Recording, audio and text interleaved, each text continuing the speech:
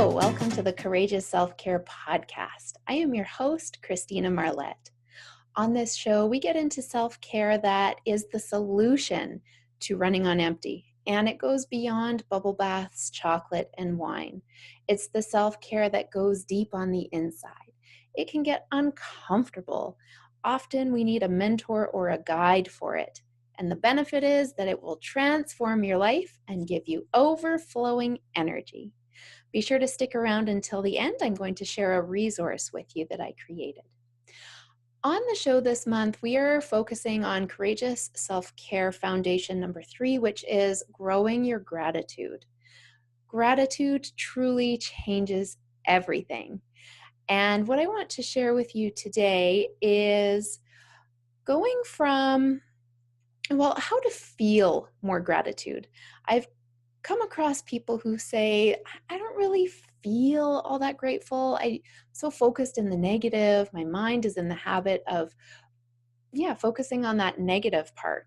So how do I feel more grateful? I'm going to share with you a really powerful action step you can take after I tell you a story about how it happened for me. So what we want to think about first is where lots of people are, it's thankful thinking. So if you have a habit of having nice manners and you say thank you when someone gives you something, that is a great place to start.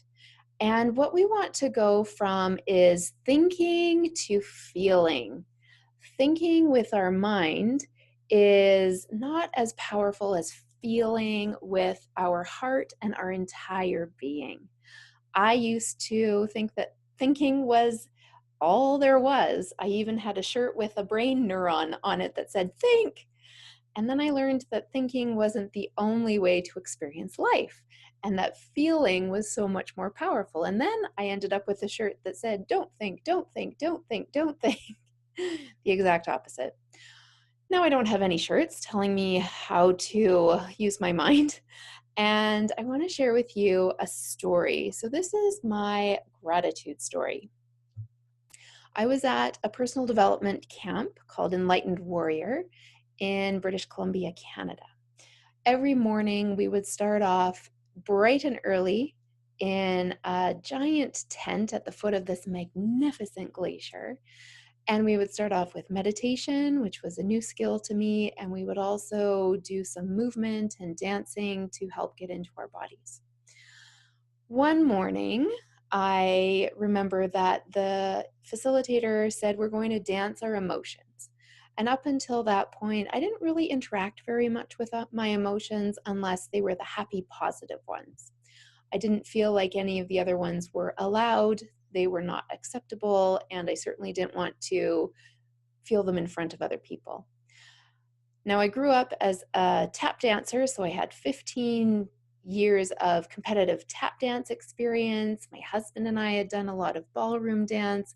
I had diversified and taken a variety of different kinds of dance, and I even was a dance teacher at a high school in Calgary for several years. So I thought this dancing thing would be pretty straightforward. The facilitator told us to dance happiness. So that I was familiar with. Now, although there was no choreography, I was used to having people give me steps to do and I would practice them, get them perfect, and that would be that. That was my relationship with dance. So I was a little bit unsure on how to dance happiness, but I looked around and thought, well, the 400 other people here seem to be doing just fine without 20 years of dance training, so I can just see what they're doing and copy them. So I danced happiness. And then the music changed. Dance sadness was the next instruction. I was familiar with sadness. I had had some sad moments growing up, so I could tune into that and I could imagine what it would be like to dance sadness. Still is very much thinking how to dance these different ways, and I was using my eyes to look around and see how other people were doing it. And eventually the music changed again. We were instructed to dance anger. Anger was not something I ever allowed myself to feel at that point. I thought that it wasn't okay to feel anger. But I closed my eyes. I had a real shift when that happened. And when I tuned into my body, wow, there was a lot of energy there, and anger does have a lot of energy. So dancing with anger, I really got into it. And we danced a variety of other emotions. Eventually, the facilitator instructed us to dance gratitude, and I froze. I had no feeling experience with gratitude. I knew how to use my manners, I knew how to think thankfully, but feeling gratitude, I didn't really know what to do, and I just stood there. And then this wave of heat flashed from my scalp all the way down to my feet. And it was so powerful that I couldn't even stand up anymore. I dropped to my knees and tears started to stream down my face. And what I realized afterwards, I didn't know what was happening in the moment, but what I found afterwards was that was the moment where this barrier, this wall that had been built around my heart over many years of suppressing emotions, it cracked and crumbled. And for the first time, instead of thinking gratitude, I felt gratitude. It was like this gateway opened into what power there is in feeling emotions. And so I feel like I have this special relationship with gratitude because it's the one that showed me the key to unlock that gate or that fortress around my heart. And so, of course, I feel really grateful for gratitude. So the action step for you, I invite you to dance with gratitude. So the way I mean that is to imagine that gratitude is your partner and dance without